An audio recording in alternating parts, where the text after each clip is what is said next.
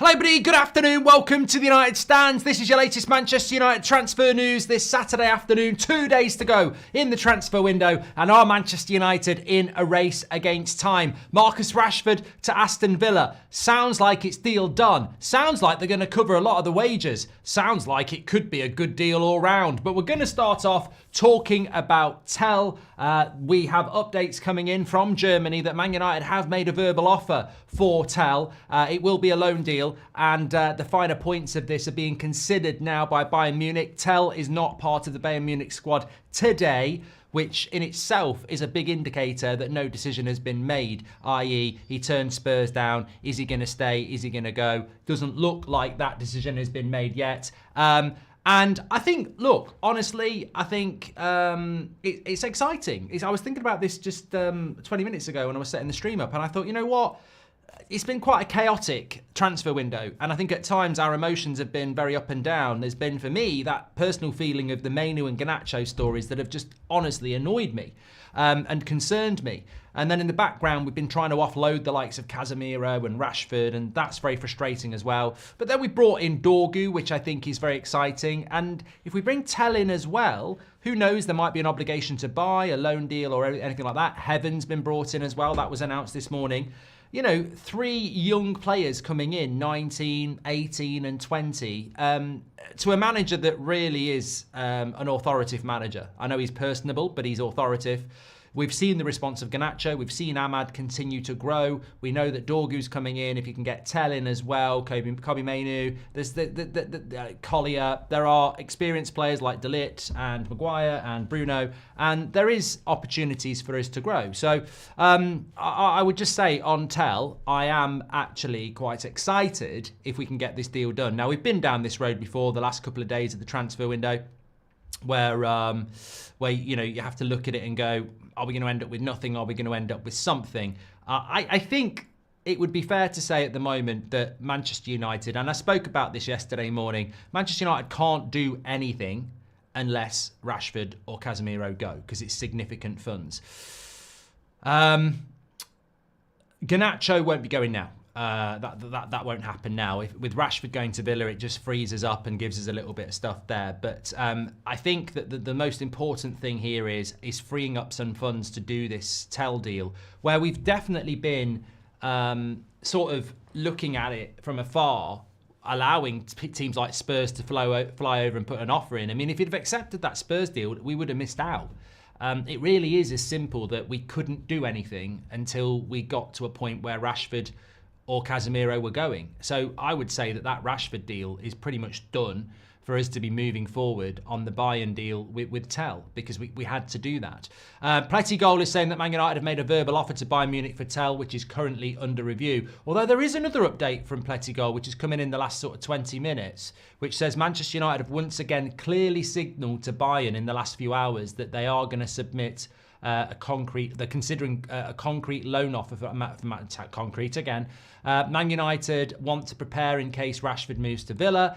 Bayern are now awaiting the next move from United. At this stage, there's no formal agreement, but between United and Tel, and Man United are also exploring other options, not only Tel. This morning, there was also a new contact between Aston Villa and Tel's management. Tel will not be in the squad for today's match as well. And I think that's interesting. I think that is interesting. I mean, I'm sort of drawn to the fact that Man United are exploring other options as well. So if we don't get the Tel deal done, who else could we be looking at the moment? So I think that's very interesting as well. I'd like to come out of this transfer window now with Garnacho staying, Dorgu in, Tel on loan, Rashford, Antony, Malacia out, and Casemiro is a waste of space, but let's just carry on. You know, he is a waste of space. Leave it with him.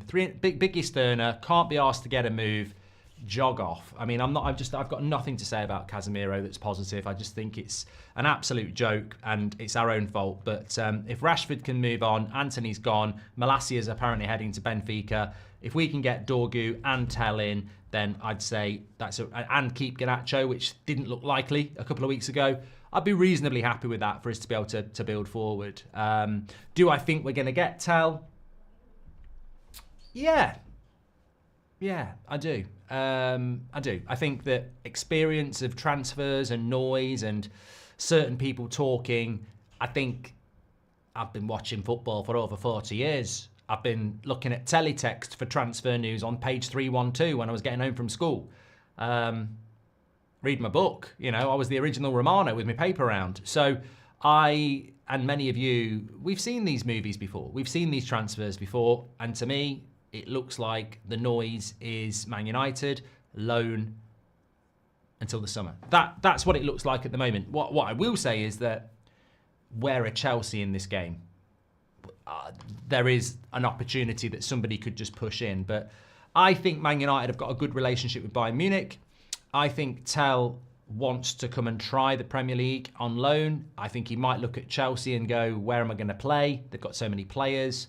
So I think United will get this done, or he'll stay at Bayern. I think it'll be United on loan, or he'll stay at Bayern. And look, I don't know loads about him. I've seen him. We've all seen him, and he's a very exciting talent. But I think at United, it'd be very interesting to see what he can do. And as I say, if you're tuning in a little bit late, lots of reports coming out in the last couple of hours that Man United are going headstrong on a loan deal with Tel. He's not in the Bayern Munich squad today, and Bayern Munich and Tel are considering the move. Let's see how the next few hours go. Marcus may come back from Birmingham a new man, says enjoy writing. The Rashford deal is a deal that makes or sacks Emery, says David. Mark, can't we get Quenda on loan? No, we can't, Jesse. Is the window not closed? Thought end of January was deadline day. Deadline day is on Monday, Owen. Apparently, I'm not sure how much this is true, but apparently the Saudi League transfer window is closed. Now, I don't know whether anybody, well, somebody in the chat will know, but apparently it's closed. So we're not, Casemiro, unless we're going to cover some of his wages, I don't see that happening massively at all. Someone just said about Fabrice Hawkins, Tel will not be in the Bayern Munich squad. If he finds an agreement with the club before the end of the transfer window, Tel will leave, and that it will either be Man United or Arsenal, or he will stay at Bayern. Chelsea, Villa are no longer in the race. Arsenal would be a threat. I mean, Arsenal have been very quiet. Is he the sort of player that Arsenal need, though? I think Arsenal are going to keep pushing for Ollie Watkins, personally. We'll have to wait and see. Anyway, talking about other players, Marcus Rashford. What is the latest around Marcus Rashford? Well, I think this is really interesting, what's coming out from The Athletic and David Ornstein. Basically, what they're saying is that Aston Villa are expected to make a significant contribution to Marcus Rashford's wages, as well as offering performance-related bonuses. I don't know how much of the wages he's going to get covered, but we believe Marcus Rashford's weekly wage is somewhere between 350k a week and 275k a week. So if they're going to pay a significant proportion of that, I would have been happy with 150. If they're paying 200, happy days. If they're paying more than that, even happier days. And not because it's Rashford, it's the same with Casemiro. If they cover the wages, then he's definitely on more than £7.50 an hour, Bladnator. He's definitely making more than minimum wage. Rohan says, if this works out, I'm cautiously optimistic. The big thing for us is that if they pay even 150 grand a week, that's 600 grand a month that we're saving. And that is over 2 months, 1.2 million, over 4 months, 2.5 million. So you're going to end up with about £3 million in your pocket if they cover his wages by the end of the season. And that £3 million does free up a little bit of leeway for Manchester United around doing other bits, because Tel's wages won't be that big at Bayern. I don't know what he's on at Bayern, but they won't be that big. They won't be anywhere near that. So we can sort of cover it off. Of course, Anthony is being covered off as well. We're doing this Dorgu deal. So I think that this is optimistic. And as I've said, look, I spoke about the Villa and Rashford deal this morning. Some people are saying it's already done. I don't know why it's not been announced if it's not done. I can't imagine that is the case. And obviously, there will have to be medicals and stuff like that. But it looks like it's going to happen. I've had a bit of time to think about it. I'm not quite comfortable. The same with Sancho, when a player who has sort of fallen out with United and has a point to prove, I don't really want them proving the point in the league that we're in. Having said that, Sancho, Chelsea, through our own fault, Chelsea are not a threat for us this season. We're not in a race for the top 4, and we're not in the Conference League. So Chelsea are not an issue. And it's the same with Aston Villa. Aston Villa are not a threat to us. They're in a different race in the league that we're not in, and they're in the Champions League and we're in the Europa League. So realistically, there's not really an issue. Obviously, when we play Villa, he won't be able to play anyway, whether it's in the FA Cup or the Premier League game. So, and actually, I suppose when you look at Rashford going to Villa, and unless someone's going to tell me anything differently, because I've spoken to a couple of Villa fans I know this morning, and they've been asking me about it, and I find I'm convincing them, not convincing myself. I'm saying to them, look, it's like a marriage. This marriage is toxic between Rashford and Man United. It has to end for the sake of the children. It's got to end. But that doesn't mean when it breaks up that Rashford can't have a great marriage with another club. And I genuinely think he can. There is no way back at Manchester United as things stand. But I genuinely think at an Aston Villa, he could really spark up. And let's not forget, Aston Villa are not Barcelona. They are not Manchester United. They are not Arsenal. They are a club that is on the up, but the pressure is a little bit less. I think it's a good move for Rashford, and I think it's a good move for Villa. And I don't see what the risk is, because I've always said with Rashford, if you give him chances, you will score. And looking at Aston Villa in recent weeks, they do create chances. So I'll argue that with anybody. Marcus Rashford, if you give him chances in the box, he is a good finisher.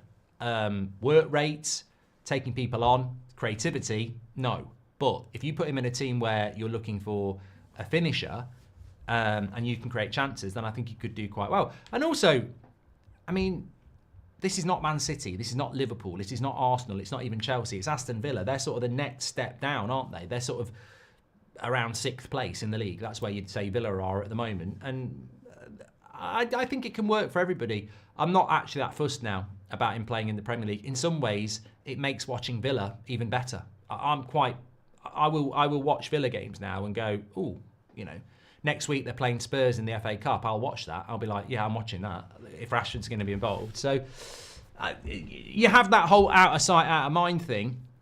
But then you're like, well, he's actually playing in the Premier League. So if he's performing in the Premier League, his value goes up.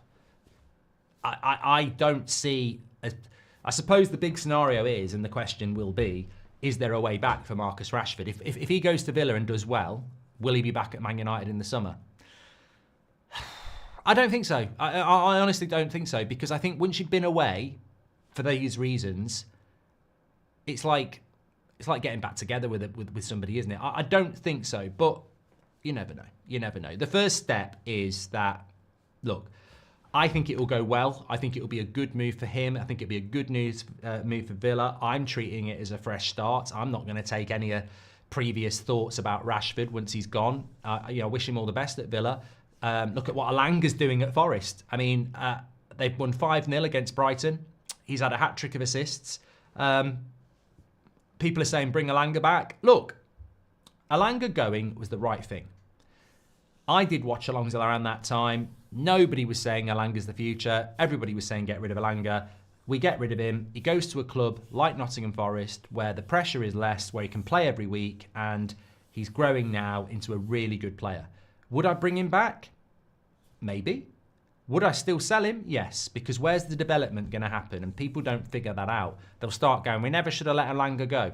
Would Alanga have got the development he's had in the last 2 years at United? No. So he wouldn't be the player he is now. Sometimes letting players go to go and develop is a good idea. Would I bring Alanga back to Man United? Probably not.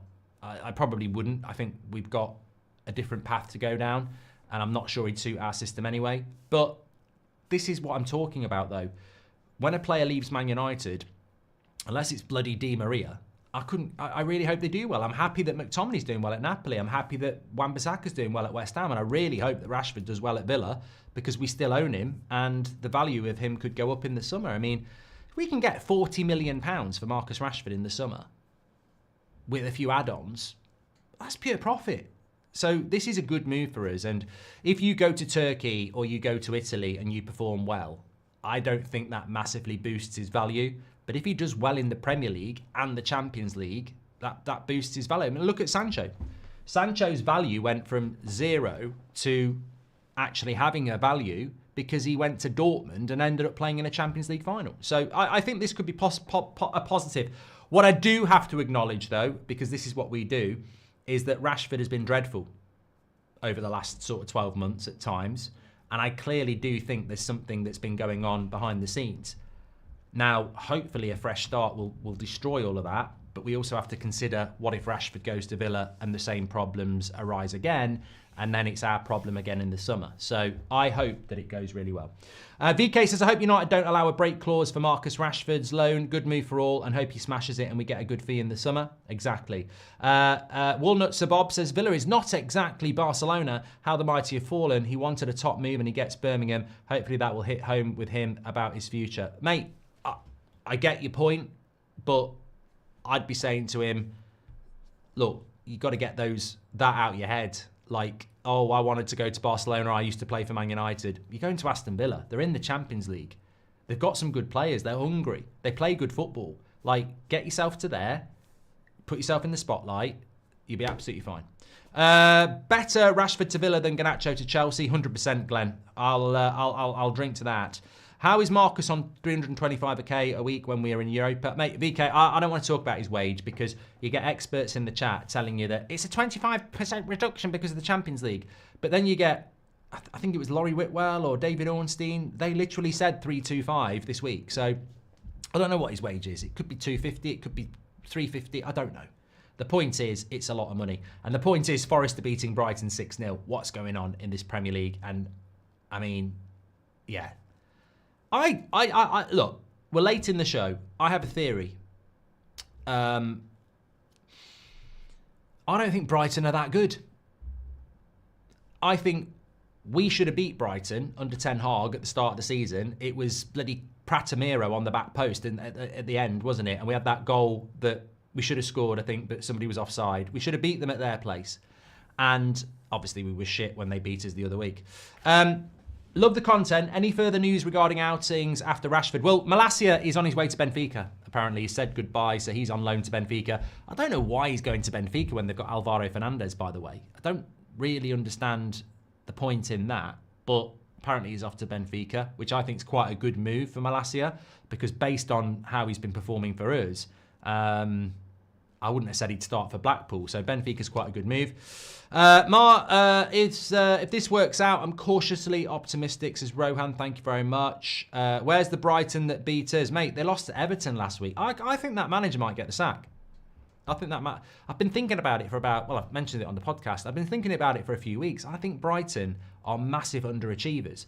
Like, you look at that Brighton team today, and obviously they're turning down bids for Matoma of 90 million, but their bench has got Adingra, Ferguson, O'Reilly.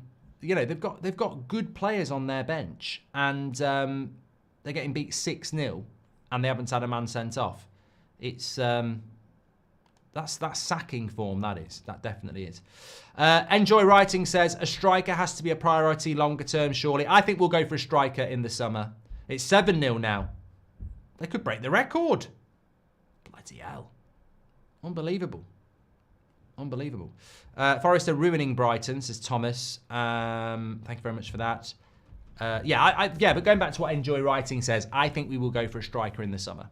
That's what I think. I think we will go for a significant striker in the summer.